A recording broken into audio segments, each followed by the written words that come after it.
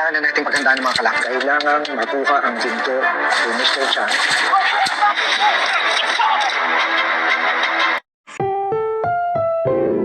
Ang programang ito ay rated SPG, striktong patnubay at gabay ng magulang ang kailangan. Bagong trabaho si Django, may itutumba siya at ito ang reporter na si Salvador. Malaki ang bayad sa kanya kaya kailangan niyang siguraduhing mapapatahimik niya ito.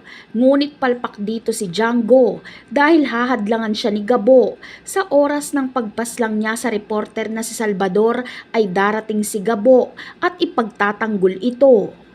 Samantala, mauuna ang mga NCIA na mahanap si Mr. Chan. Agad namang makikipag-cooperate si Mr. Chan sa mga otoridad dahil alam niyang itutumba siya ng pamilya Zapra. Kaya ang makipagtulungan sa NCIA na lang ang paraan ni Mr. Chan para mabuhay. Ngunit hindi pa man nakakaalis sila Sam at Mr. Chan ay dumating na ang kampo ng pamilya Zapra.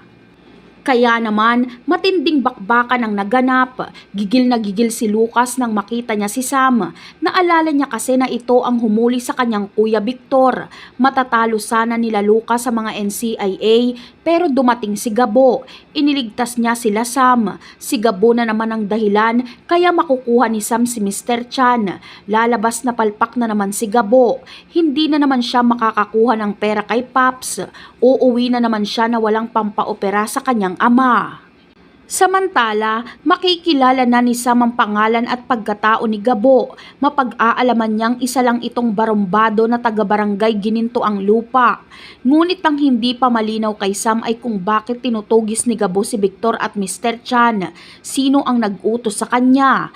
Napakarami pa nating dapat abangan sa mga susunod na episode. Paalam!